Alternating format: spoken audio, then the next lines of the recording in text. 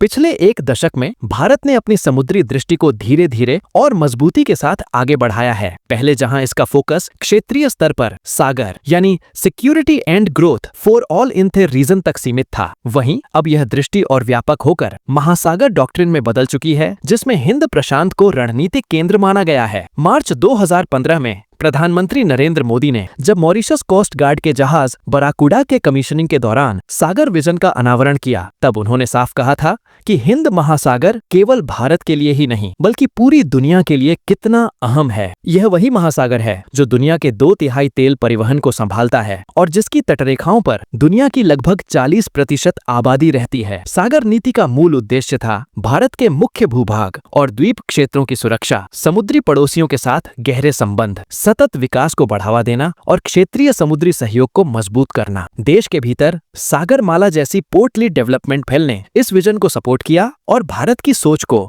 महाद्वीपीय दृष्टिकोण से समुद्री दृष्टिकोण की ओर शिफ्ट कर दिया। पिछले सालों में भारतीय नौसेना ने हिंद महासागर क्षेत्र में एक नेट सिक्योरिटी प्रोवाइडर के रूप में अपनी पहचान स्थापित की है। 2004 की सुनामी, 2008 का साइक्लोन नरगिस और 2014 में मालदीव का पानी संकट, इन सभी मौकों पर नौसेना ने न सिर्फ राहत और बचाव कार्य में तेजी दिखाई बल्कि मानवीय सहायता का भरोसेमंद स्तंभ भी साबित हुई। इसके अलावा नौसेना ने संयुक्त अभ्यास, क्षमता निर्माण और मानवीय मिशनों के जरिए पड़ोसी देशों के साथ अपने रिश्तों को लगातार मजबूत किया है। भारत की समुद्री कूटनीति अब हिंद प्रशांत क्षेत्र में एक मजबूत एंगेजमेंट में बदल चुकी है। 2018 के शांग्री-ला डायलॉग में प्रधानमंत्री मोदी ने जब हिंद प्रशांत को लेकर भारत का विजन रखा तो उन्होंने इसे फ्री, ओपन, इंक्लूसिव यानी स्वतंत्र, खुला और समावेशी बताया, जिसमें आसियान की केंद्रीय भूमिका हो। इसके बाद भारत ने हिंद प्रशांत ओशंस इनिशिएटिव की शुरुआत की और क्वाड के जरिए अपने साझेदारों के साथ संबंध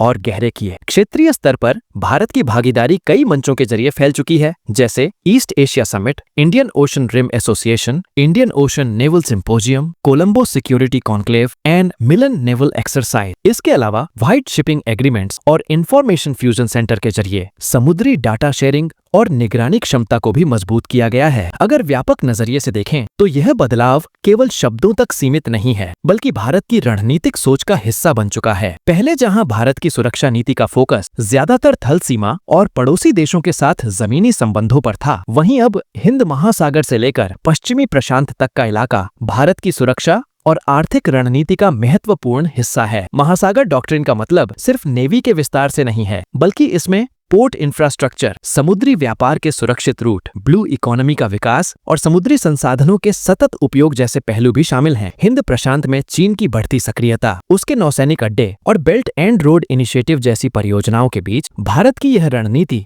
अपनी स्थिति मजबूत करने का एक साफ संकेत है। आज भारतीय नौसेना न केवल अपने तटों की रक्षा कर रही है बल्कि अफ्रीका के पूर्वी तट से लेकर जापान के समुद्री क्षेत्र तक एक भरोसेमंद सुरक्षा साझेदार के रूप में उभर रही है। यह वही दृष्टि है जो सागर से महासागर की यात्रा को दर्शाती है, एक ऐसी यात्रा जिसमें भारत केवल अपने लिए नहीं बल्कि पूरे क्षेत्र के लिए एक स्थिरता का स्तंभ बनने की दिशा में आगे बढ़ रहा है।